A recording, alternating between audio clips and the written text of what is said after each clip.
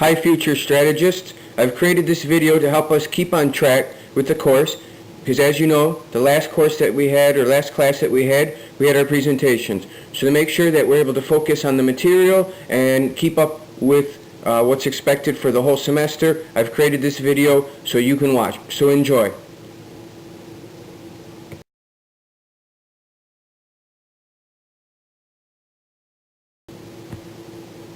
I framed today's lecture around one of my favorite movies, The Blues Brothers. And I would like to ask you, do you see the light? And hopefully through this lecture we will see that vision and a mission statement of a company is not created in this fashion, but hopefully we could say at the end, I have seen the light in other ways of creating a vision and a mission, and through the strategic management process. To help situate us within the strategic management process, the book suggests that the strategic management process is broken down into 5 stages. As you can see, we are within the stage 1 step of the strategic management process is to develop a strategic vision and mission. And this lays the groundwork to create objectives, to do external and internal analysis, crafting strategy and achieving objectives, implementing, and then finally monitoring and revising these. In order to create a vision and mission, we first have to understand what it is and how they are different. They are linked, but please watch this video on YouTube to help frame what a vision and mission is and to understand the purpose and the best way to build one. Now that we have seen the relationship between a vision statement and a mission statement, how they are similar, how they are different, and how they help the organization answer the questions that we defined in the last lecture, let's look at how we can write a mission statement that doesn't suck. So please watch this YouTube video and consider the steps to create a powerful mission statement. What I would like to highlight in this slide is the idea of strategy. Strategy, the word strategy and the concept strategy is thrown around a lot. And one way to really test if people know what they're referring to in terms of strategy is to ask them, where does their strategy fit within the company? And for the most part of this course, we generally talk in terms of the frameworks, the theories, and the concepts around the idea of corporate strategy. However, there can be strategies within business units or even functional areas. And lastly, operational strategies. And these do not work in silos. In fact, they should reinforce and connect with each other, supporting this broader corporate strategy.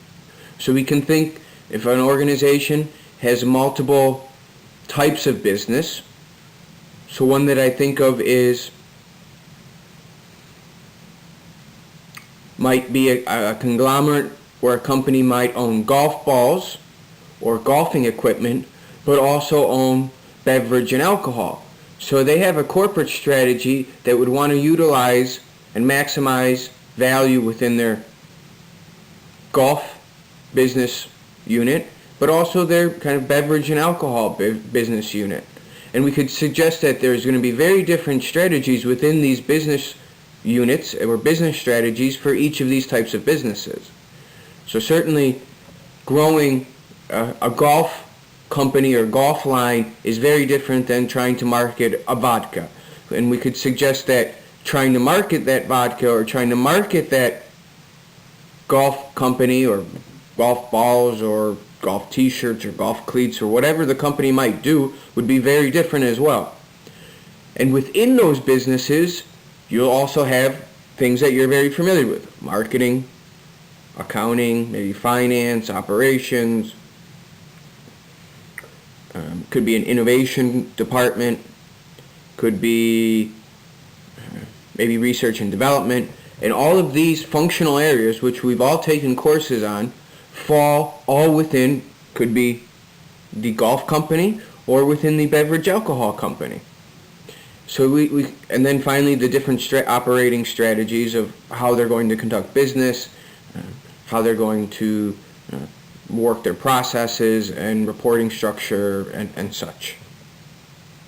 And we can see that within obviously the corporate strategy, we're talking about C-level managers or higher level, very high level decision makers who paint this big picture for this big company regardless the type of business units they have.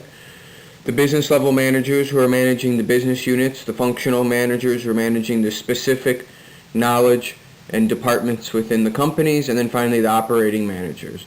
So we want to suggest that in developing a strategy or strategy making process, that it's two ways, and you have to consider the people that are above and below it and how we're going to kind of cascade this strategy downward, or you can see as this ground up approach in supporting this bigger vision and mission that is generally created within this corporate strategy.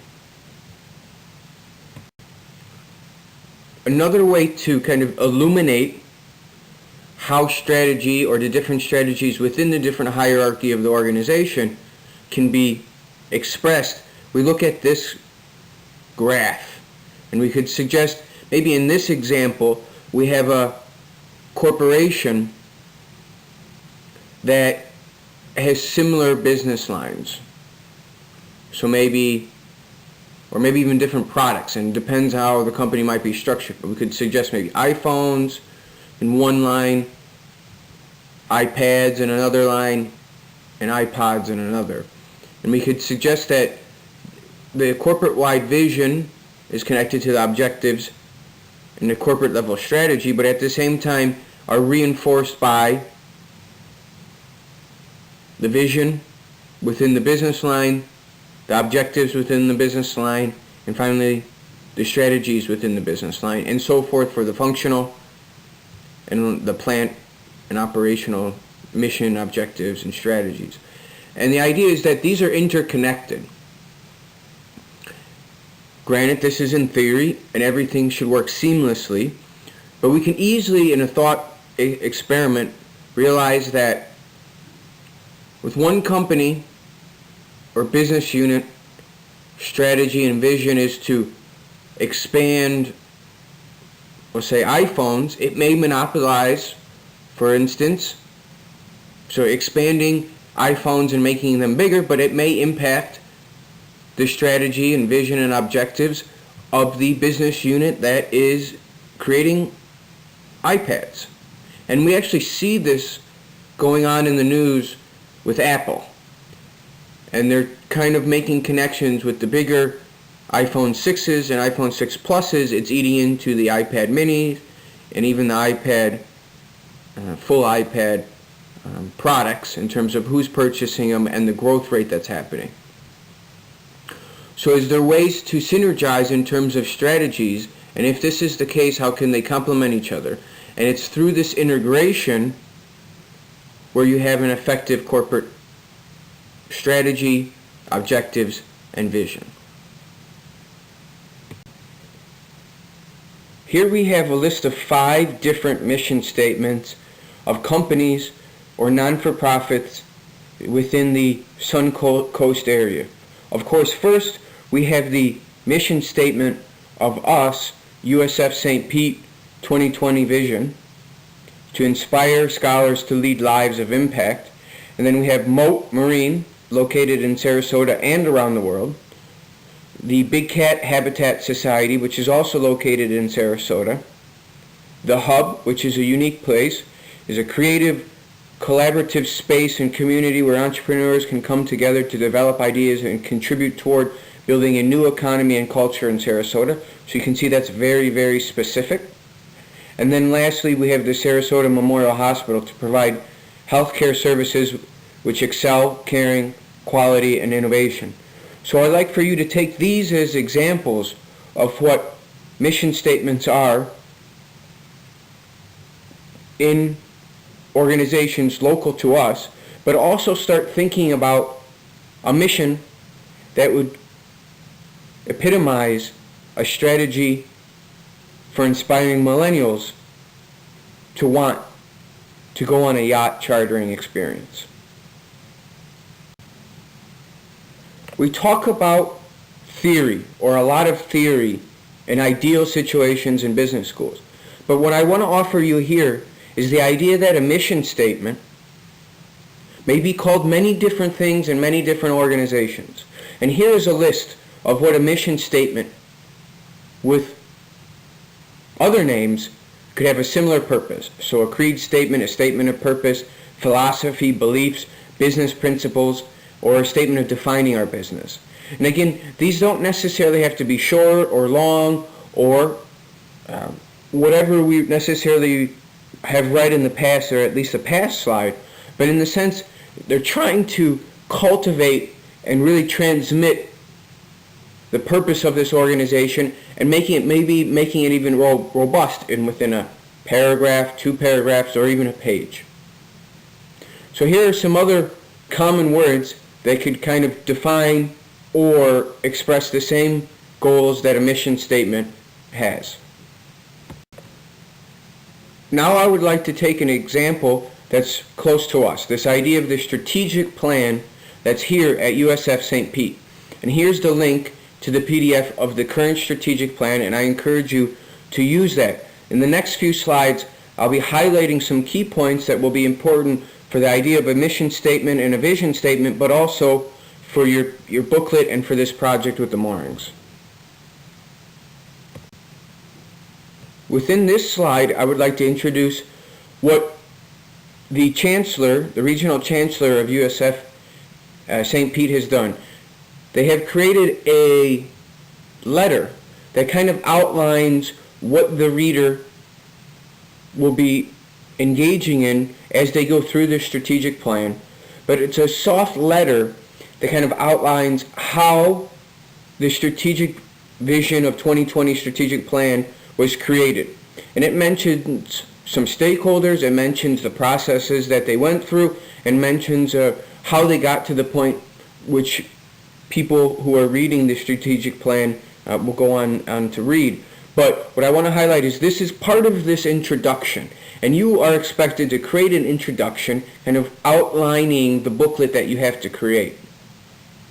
It helps the reader frame what they'll be going through, and it kind of puts them in this mindset that's important as they go through, if it's the booklet or the strategic plan. And I encourage you to think about this in the executive summaries that follow this page. You know, it's just a condensed version, it's clear and concise, and it helps the reader really frame their thinking and their mindset of while they're going through their strategic vision, and for your purposes, the booklet. So think about this, read this, think about it, and how you can incorporate it into your booklet.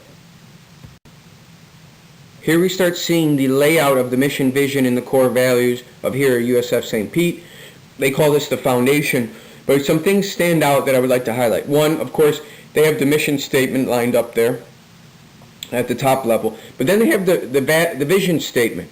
And as we said, the vision statement is meant to do something different than the mission statement, but we can start seeing how these build off of each other. And remember, like this slide we went over, organizations may do this differently. We said the creed, the business philosophy, and some might be big or small. Here, when it touches the core values, we start seeing that this is more of a bullet point. And there's not one right way or not one or a wrong way of doing something, but how do you want to transmit both the mission, the vision, and the core values? I would like for you to start thinking about this, as this is tightly woven into the booklet that you have to create. So obviously we have to create the mission and vision for the millennial strategy within one of the parts of the project brief, but also we want to tie it to the moorings current values, but also maybe are we changing those values, or how are we adapting them to the millennial generation? They could stay the same because they are the core values, but at the same time, maybe, as we can see here, we talk about student in this USF St. Pete vision, or excuse me, strategic plan, we see student-centered success. Well, maybe we want to have the moorings values right there, but maybe we want to define it in terms of the millennial strategy. So maybe because it's the millennial strategy, whatever value we choose to incorporate in this kind of foundation part, we want to kind of briefly describe how it touches, this value touches the millennial generation or the millennial strategy. So here's an outline of another example of how you can incorporate what we're experiencing at USF, what we're talking about in terms of theory in the textbook, but at the same time in practice of what we're supposed to do for the project. Another way of looking at on how we can deliver the vision and mission, and for me I see this as an equation, because if we remember, there's certain questions that the vision answers, there's certain questions that the mission answers, and they're tied, they're correlated. And if we combine the vision plus the mission, we get a certain outcome or performance. And here's how I see this connection. So if we suggest that the vision is what do we want to become, and we have objectives of the firms to strive to achieve long-term goals, we can see this as being a desired state. So the future. While if we add that to the mission, we are adding or providing an understanding of what is our business today and what our purpose that distinguishes us from another company or organization. So, and it starts to outline these high-level objectives and help us create and formulate these strategies. So this is more of the present time situation. So we have a desired state in the vision, the future, and we have this mission, which is kind of this current situation. And if we add these two together in an equation type, we can start seeing that this provides some sort of unity in direction, this commonality. And it provides some clarity in terms of community building in the sense of the business units, of the functional units, or the operational, where people can identify in this bigger vision, this bigger goal, and not see it as individualistic, but see it as a broader community. It helps us put this emotional bond. We can start seeing, with the examples that were made with the other vision statements or mission statements that we had, it creates a very aspirational and broader connection to more of a human aspect of goodness. So it helps us build this connection both throughout the organization and from one business unit to the next, because we have a common goal, and that it's a common shared goal, but also to the broader future. Again, it's broad sense. This strategic management process is helping to identify specifics, objectives, and measurables throughout this 5-stage process. It helps create this set of beliefs about a business, who we are and who we want to become. So these are very intangible objects, things that we can't necessarily see, but we can only hold in our hearts and through our actions and through our behaviors work them out. And we can see that this idea is changes to those beliefs should also come over time. So of course, that's why we have a 5-year plan, or with the USF plan, we have the 2020 vision. So we can start seeing that it takes time, it's an iterative process, the short, medium, and long term, and this idea of a vision of where we want to go or what we want to become, plus our mission of what we are today to provide this kind of path. Here I want to highlight this idea of tangible versus intangible. So when we think of a mission, and we suggested something that we want to become, or a desired state, a future state, this is only in our minds, or it might be in our hearts as well, in the sense of how it makes us feel, but it's something that doesn't exist. And here we have a picture of the cloud or the beam that you can find in Chicago, and on the right we have this a mock-up, so it's kind of a representation of this desired state, of what these architects and designers want. And then on the right is what actually happens and through this step-by-step process, short, medium, long term, however they chose to do this, physically and even politically and socially, to get that beam or cloud into the Chicago parks. But we can start seeing this idea that there's parts of it being intangible, of how we describe it, the emotional bond, and then this very physical being, this physical things that we can touch, an aspect. So just to highlight that this idea of a vision and mission, there's tangible and intangible. It's what we see in the future that may not exist, and we want to make it concrete in the present. if we even take this further and we try to make an analogy where the vision and mission as an intangible idea, we can suggest that it's rooted in action.